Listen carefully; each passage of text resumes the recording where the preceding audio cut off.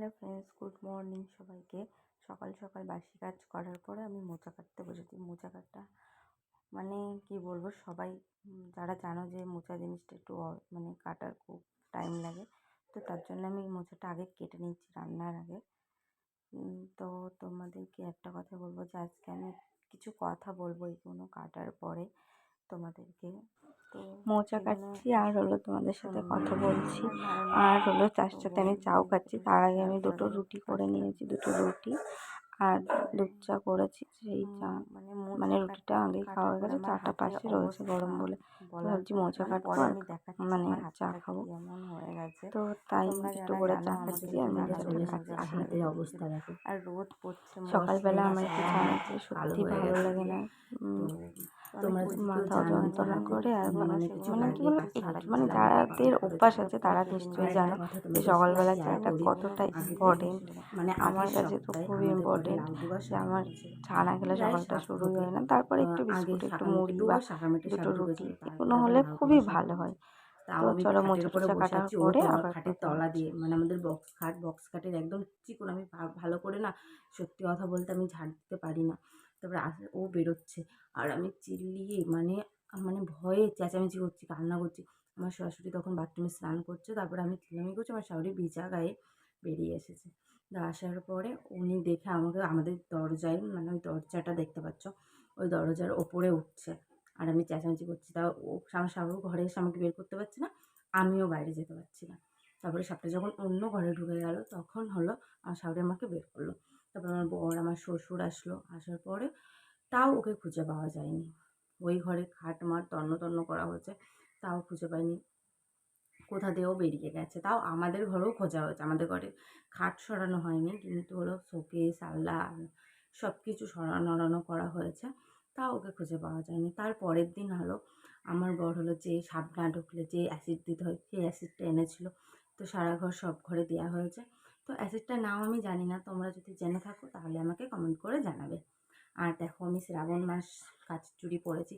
শিবের এটা খুব পছন্দের সব কালার, সবাই জানো যে শিবের হলো পছন্দের কালার সবুজ। আর তাই ভাবছিলাম যে এই প্রথম সোমবারটায় শিবের মাথায়ও জল ঢালবো, আবার হলো মনসা পুজোও দেবো। কেননা এই বারবার সাপ ঢোকাটা তো ভালো না। তার জন্য ভেবেছি একসাথে দুটো পুজো দিয়ে আসবো মন্দিরে। আমাদের এখানে মন্দির আছে, এখানে সমস্ত ঠাকুর আছে, কালী ঠাকুর আছে, শিব ঠাকুর আছে, তারপরে মানে দুর্গা ঠাকুরও পুজো হয়, সব রকম ঠাকুর পুজো হয় এই আমাদের এখানে, আমার শ্বশুরবাড়ির এখানে। তো এখানে ওখানে একটা মন্দির আছে, ওখানে গিয়ে আমি পুজো দিয়ে আসবো ভেবেছি। তো তোমাদের কাছে একটা কথা শেয়ার করি যে আমি মানে খুব শখ করে ব্লগ ভিডিও চালু মানে করছি। তো কোনো কথা আমার বেড়ে যাবে, কোনো কথা আমি ভুল বলে ফেলবো। তো তোমরা একটু মানিয়ে নিয়ে আমার সাথে, মানে আমার বন্ধু হয়ে আমার পাশে দাঁড়িয়ে তোমরা আমার একটু সাপোর্ট করে দিও আর পাশে থেকো।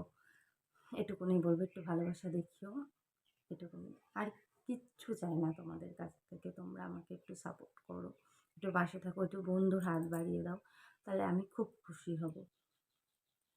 কেননা আমরা মধ্যবিত্ত বাড়ির বউরা, হাউসওয়াইফ, আমাদের কিচ্ছু করার নেই। আমরা বাইরেও যেতে পারবো না কাজ করার জন্য, কিছুই না। তো আমাদের সময়ও কাটে না, কাজ না করলে সময়ও কাটে না যে আমরা কী করব এটা ভাবি। আবার হাজব্যান্ডেরও ইনকাম সোর্স তেমন নেই যে আমাদের সচ্ছলতা হবে, আমাদের কোনো কাজ করা লাগবে না। বাট হাজব্যান্ডের দিকে তাকাতে গেলে আমাদের মনে হয় যে আমাদের একটা কিছু করা উচিত। তো আমরা সেটা পারি না করতে, যে বাইরে গিয়ে কাজ করব, ওটা হাজব্যান্ডেরও পছন্দ না যে কাজ করো। তো তার জন্যে আমি ভাবছি যে এটা তো করে সবাই নিজের পায়ে দাঁড়াচ্ছে, আমি কেন চেষ্টা করব না। তো আমিও চেষ্টা করছি। এবার চেষ্টা করলেই হবে তার কোনো মানে নেই, হতেও পারে নাও হতে পারে। এটা একটা শখ বা একটা চেষ্টা, সবই আমার। আমি বলবো না যে আমি যে ফেমাস হয়ে যাব, আমি গর্বও করবো না, কিছু না। করছি, যদি হই তো হব, না হলে না হব। এতে একটা তোমাদের ওপরে সব কিছু। তোমরা আমাকে ভালোবাসা দেখালেই আমি আগাতে পারবো, না হলে আমি আগাতে পারবো না। তো আমাদের মতন বউদের যারা পাশে, মানে আমাদের মতন হাউসওয়াইফ যারা, তারা তো সবাই তো বাইরে বেরোতে পারে না, তাদের ভাবে যে এই যে প্ল্যাটফর্মটা ইউটিউবের, সেইটার ওপরে যদি আমরাও দাঁড়াতে পারি, তাহলে তারাও নিজের পায়ে দাঁড়াবে, পরিবারের পাশে দাঁড়াতে পারবে এবং নিজের সচ্ছলতা বোধ হবে সংসারে, সব কিছুই বজায় থাকবে। তো এই যে আমরা মধ্যবিত্ত মানুষরা যারা হলো ইনকাম সোর্স খুবই কম, কিন্তু তাদের পাশে মানে আমি বলতে চাই যে সবাই একটু দাঁড়াও। তারা যদি আগাতে চায়, তোমরা হাতটা বাড়িয়ে দাও, তাহলে দেখবে সবাই একটা সফলতা পাবে। তো অনেক কথা বললাম, এটুকুনি বলার, কেননা আমাদের মতন মানুষরা সত্যিই খুব অসহায়। তাদের পাশে মানে দাঁড়ানোর জন্য কেউ থাকে না, না আত্মীয়স্বজন থাকে, না কেউ থাকে। নিজের মা বাবাও সময়তে থাকে না, নিজেরটা নিজেদেরই করতে হয়। তাই এই কথা বললাম, এতগুলো কথা বলে ফেললাম। যদি ভুলভাল বলে থাকি তাহলে আমাকে মানে মন থেকে মানে কি বলবো, তোমাদের যেটা মনে হয় আমাকে সেটা বলতে পারো। গালাগালি দিলে গালাগালি করতে পারো যে তুমি ভুলভাল বকছো, তো যা খুশি, এটুকুনি। তো আজকে এখন আমার বর মানে ও পড়াশুনো করছে এখনও। আমরা প্রেম করে বিয়ে করেছি, এই 3 বছর হলো আমরা বিয়ে করেছি প্রেম করে। এখনও পর্যন্ত ও পড়াশুনো করছে, কোনো কাজবাজ এখনও হয়নি। ও একটা দোকানে থাকে এখন। তোমাদের কাছে একটু শেয়ার করছি আজকেই। অন্যদিন রান্নাবান্না দিয়ে এসব দিয়ে আমি ব্লগ ভিডিও করি। তো আজকে ভাবলাম একটু বসে তোমাদের সাথে কথা বলি যে আমাদের অবস্থা, আমার হাজব্যান্ড কী করে, আমি কেমন কি হাউস ওয়াইফ না কিছু করি, এসব নিয়ে আলোচনা করি। তো তার জন্য আমি তোমাদেরকে বলছি, আমার বর একটা দোকানে, শোকেস আলমারির দোকানে কাজ করে, মানে ফার্নিচার দোকানে। ওখানে মিনিমাম 7 থেকে 6,000 টাকা মাইনে, তাছাড়া না। তো ও ওটা দিয়েও নিজের পড়াশোনা চালু করে, আর কুচকাচ আমাদের মানে যেটা লাগবে সেটা আমার ইয়ে করে, আর আমার শাশুড়ির কাছেই আমরা খাই। তো এখনও কাজবাজ পাইনি। ও চাকরির জন্য মানে চেষ্টা করে যাচ্ছে। ভগবান যদি মুখ তুলে তাকায় তাহলে অবশ্যই হবে, আর যদি না তাকায় তাহলে আমাদের কিছু একটা করতে হবে। এটা ভেবেই আমি এই প্ল্যাটফর্মের ওপরে চেষ্টা করে যাচ্ছি, যদি আমি একটা কিছু করতে পারি, যদি ওর পাশে দাঁড়াতে পারি, এটুকুনি। তাছাড়া আর কিছু না। যদি বলো তোমার হলো শখ, হ্যাঁ এটা আমার শখ। অনেকে করে দেখে ভালো লাগে, ভাবি যে আমিও করবো, আমিও চেষ্টা করবো, এই মনে জোর নিয়ে আমিও হলো আজকে এই ভিডিওটা করছি।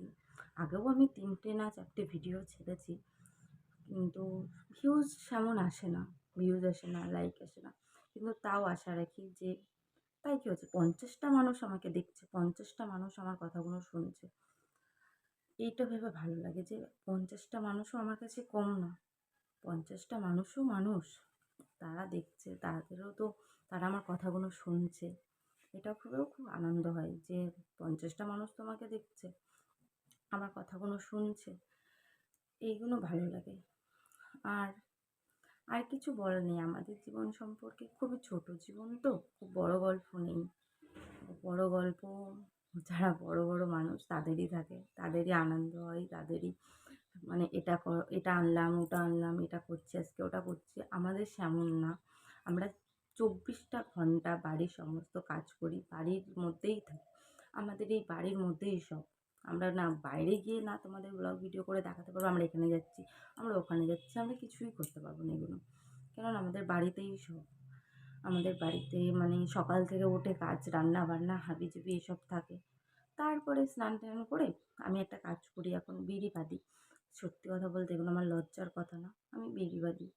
এখন হলো মোচা কেটে আসলাম, তারপর মোচা টোচা কাটার পরে এখন বাজে হলো 8টা, 8টা বাজে। তো আমি 9টার দিকে রান্না করতে যাব। এই যে তোমাদের সাথে কথা বলার পরে আমি হলো বিড়ি রাত্রে বেঁধে রেখেছিলাম, সেগুলো প্যাকেট করব। প্যাকেট করার পরেই আমি বিড়ি মানে রান্না করতে যাবো। রান্না টান্না করে এসে ও দোকান থেকে আসবে, দোকান থেকে এসে খেতে দিয়ে বাসন টুসন মেজে তারপরে স্নান টান করে আমি আবার বিড়ি বাঁধতে বসবো। তারপরে সারা রাত চলবে এটা, বিড়ি টিড়ি বাঁধবো। বাঁধার পরে আবার রাত্রে রান্না আছে, রাত্রে রান্না করব। তারপরে আমার শ্বশুর মাছের ব্যবসা করে, উনি মাছ নিয়ে গেছে গ্রামে, আসবে, ওনাকে খেতে দেবো। ছাগল আছে আমাদের, ছাগলকে খেতে দেবো। তো এইভাবে সমস্ত দিক আমরা গ্রামের বউ তো আমাদের এইগুলো থাকবে। আমরা শহরের বউ না যে আমরা শহরের ভাবে কথা বলবো, শহরের ভাবে হাঁটা হাঁটা চলা করবো। আমাদের গরু আছে, ছাগল আছে, এসব সব কিছু নিয়ে আমাদের সংসার, আমাদের এগুলো সব কিছু নিয়ে আমাদের কাজ। তো ওদেরকে খেতে দেওয়া, ওদেরকে দেখাশোনা করা, ওরা জ্বালাতন করে, এইগুলো দেখতে দেখতে দিনটা কখন যে পার হয়ে যায় মনেই থাকে না। যে আর মনে থাকে না, মানে ব্লগ ভিডিও করি যে এটা করি, দিন শেষে ক্লান্ত হয়ে যায়। ক্লান্ত হওয়ার পরে মনে হয় যে একটু ঘুমাই, মানে একটু ঘুমিয়ে পড়ি, তারপরে আর ভালো লাগে না। তাই বললাম যে আমাদের পাশে একটু দাঁড়াও, আমাদের মতন যারা এই যে বউগুলো আছে তাদের পাশে দাঁড়াও। আর ভিডিওটা যদি ভালো লাগে তাহলে শেয়ার করে দিও আর একটু পাশে থেকো।